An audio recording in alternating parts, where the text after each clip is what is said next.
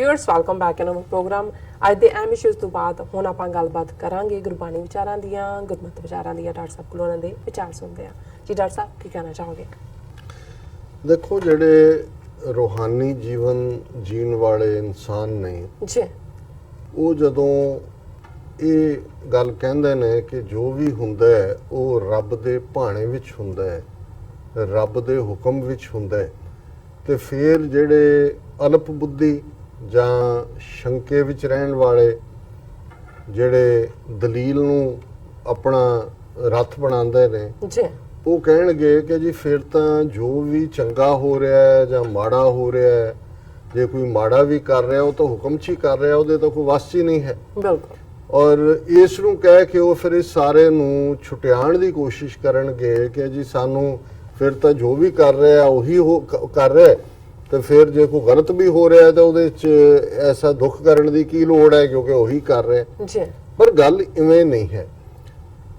ਇਹ ਠੀਕ ਹੈ ਜਦੋਂ ਅਸੀਂ ਗੁਰਬਾਣੀ ਜਾਂ ਈਵਨ ਜਦੋਂ ਇਸਲਾਮ ਦੇ ਹਵਾਲੇ ਦੇ ਨਾਲ ਵੀ ਰਜ਼ਾ ਜਾਂ ਹੁਕਮ ਜਾਂ ਹਰ ਚੀਜ਼ ਅੱਲਾਹ ਤਾਲਾ ਦੀ ਮਰਜ਼ੀ ਹੈ ਜਾਂ ਅਸੀਂ ਵਾਹਿਗੁਰੂ ਦੀ ਰਜ਼ਾ ਕਹਿੰਦੇ ਹਾਂ, ਇਸ ਦਾ ਜ਼ਿਕਰ ਕਰਦੇ ਹਾਂ। ਜੀ, ਕੁਛ ਤਾਂ ਕਿਸੇ ਲੈਵਲ ਤੇ ਐਸਾ ਕੁਛ ਹੁੰਦਾ ਹੈ ਜਦੋਂ ਅਸੀਂ ਅਕਲ ਦੀ ਗੱਲ ਕਰਦੇ ਹਾਂ। ਜਦੋਂ ਈਵਨ ਜਪਜੀ ਸਾਹਿਬ 'ਚ ਅਸੀਂ ਉਸ ਦੇ ਰੱਬ ਦੀ ਬਣਤਰ ਉਹਨੇ ਕੀ ਕੀ ਘੜਿਆ ਉਸ ਦੀ ਗੱਲ ਕਰਦੇ ਹਾਂ, ਤੇ ਫਿਰ ਇਹ ਲਫ਼ਜ਼ ਹੈ ਤਿੱਥੈ ਘੜੀਐ ਸੁਰਤ ਮਤ ਮਨ ਬੁੱਧ, ਤਿੱਥੈ ਘੜੀਐ ਸੁਰਾਂ ਸਿਦਾਂ ਕੀ ਸੁਧ।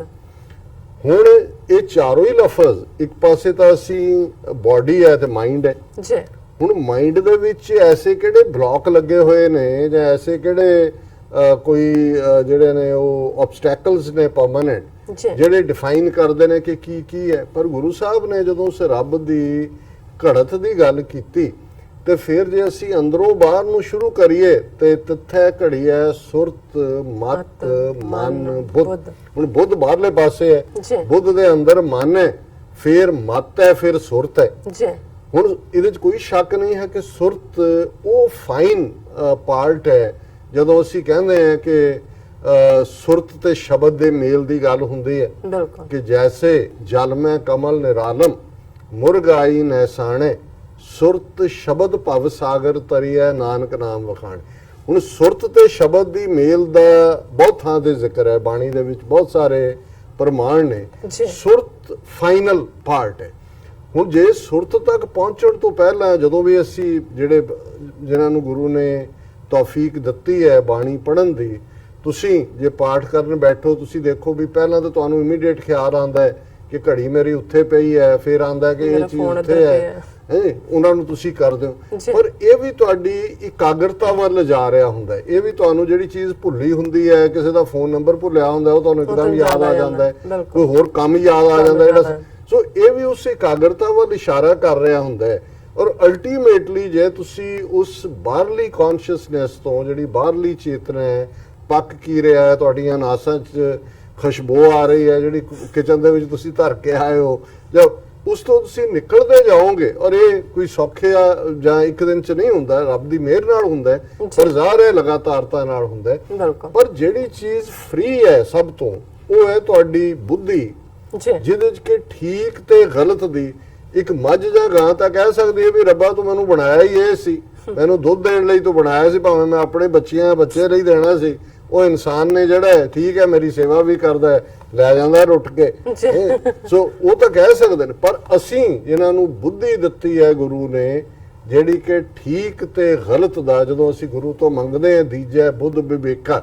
ਹੁਣ ਵਿਵੇਕ ਕੀ ਹੈ? ਰਾਈਟ ਔਰ ਰੋਂਗ ਦੀ ਪਛਾਣ। ਔਰ ਅੱਜ ਦਾ ਸ਼ਬਦ ਜਿਹੜਾ ਆਸਾ ਰਾਗ ਦੇ ਵਿੱਚ ਪੰਜਵੇਂ ਪਾਤਸ਼ਾਹ ਦਾ ਸ਼ਬਦ ਹੈ, ਗੁਰ ਕੈ ਸ਼ਬਦ ਬਣਾਵੋ ਇਹੋ ਮਨ। ਹੁਣ ਬਣਾਉਣਾ ਇੱਕ ਮਾਡਲਿੰਗ ਹੈ ਕਿ ਜਿਹਦੇ ਤੇ ਤੁਸੀਂ ਇਹਨੂੰ ਬੇਸ ਕਰੋ, ਮਾਡਲ ਕਰੋ ਕਿ ਕਾਹਦੇ ਤੇ? ਗੁਰੂ ਕਾ ਸ਼ਬਦ, ਗੁਰੂ ਦੇ ਸ਼ਬਦ ਤੇ। ਕਿਉਂਕਿ ਮਨ ਜਿਹੜਾ ਹੈ, ਫਿਰ ਮਨ ਬਾਰੇ ਬਹੁਤ ਕੁਝ ਕਿਹਾ ਹੈ।